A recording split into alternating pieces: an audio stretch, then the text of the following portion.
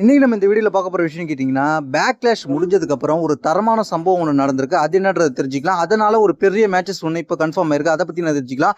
பேக்லாஷ்ல back ஸ்டேஜ்ல after press மீட்ல என்ன நடந்துச்சுன்னு கேட்டீங்கன்னா, ஆஃப்டர் பேக்லாஷ்க்கு அப்புறம் பிரஸ் மீட்ல ட்ரிபிள் ஜி பேசிக்கிட்டு இருப்பாரு. அந்த இடத்துல வந்து ட்ரிபிள் ஜி பேசிக்கிட்டு இருந்தோனே ஜான்சன் வந்து ட்ரிபிள் ஜி காதுல ஒண்ணு சொல்லுவார். சொன்னோனே ஜான் சினாவை இன்ட்ரோடியூஸ் பண்ணுவார். கிரேட்டஸ்ட் ஆல் டைம் சாம்பியன் வந்த உடனே நான் வெளில போறேன் அப்படின்ற மாதிரி சொல்லுவார். அதுக்கப்புறம் ஜான் சினா பேச ஆரம்பிப்பார். ஜான் சினா பேச ஆரம்பிச்ச கொஞ்ச நேரத்திலேயே ஆட்ருத் வருவார். ஆட்ருத் வந்து ஜான் சினாட்ட பத்தி பேசுவார். ஜான் சினா சாம்பியன் ஆனது ஹெல்ப் பண்ணதை பத்தி பேச ஆரம்பிப்பார். அதுக்கப்புறம் ஜான் சினா என்னோட லைன்ல நீ குறுக்க வராத, உனக்கு இது தேவையில்லாத ஒண்ணு அப்படின்னு சொல்லிட்டு ஜான் சினா பேசிட்டு அப்படியே உட்கார போற மாதிரி உட்காருவார். உட்கார போற மாதிரி போயிட்டு அப்படியே ஆட்ருத் பேச ஆரம்பிச்சு திருப்பி ஜான் சினா அப்படியே ஆட்ருத்தை தூக்கி பிரஸ் மீட்லயே வந்து அந்த டேபிள்ல தூக்கி விட்டு எறிஞ்சு அந்த டேபிளை உடைச்சிருப்பாரு.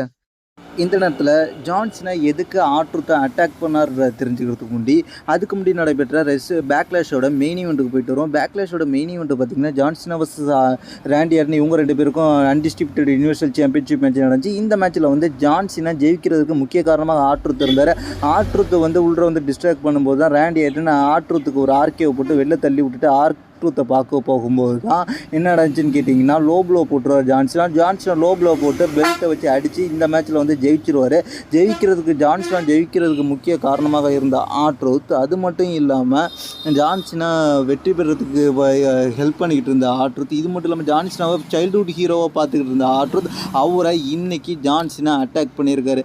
ஜான்சனாவுக்கு ஆட்ருத்துக்கு இதுக்கு முன்னாடி மேட்ச் நடந்திருக்கான்னு கேட்டிங்கன்னா நடந்திருக்கு. ஜான்சனாவுக்கும் ஆட்ருத்துக்கும் பயங்கரமான ஃபைட்லாம் நடந்திருக்கு. முன்னாடி பார்க்கும்போது ஓல்டு மேட்சஸ்லாம் பார்க்கும்போது அதில் பயங்கரமான விண்டேஜ் ஃபீல்டெலாம் இருந்திருக்கு. அப்படிப்பட்ட ஃபீல்டை மீண்டும் கிரியேட் பண்ண போகிறாங்க. அது மட்டும் இல்லாமல் ஜான் சினா அப்போ வந்து ஃபேஸ் டர்ன் பண்ணியிருந்தார் ஆட்ருத்தோடு நடந்த மேட்ச்சில். இப்போது ஹீல் டர்ன் பண்ணுறாரு. அதே மாதிரி அப்போ ஹீல் டர்ன் பண்ண ஆட்ருத் இப்போ ஃபேஸ் டர்ன் பண்ணுறாரு.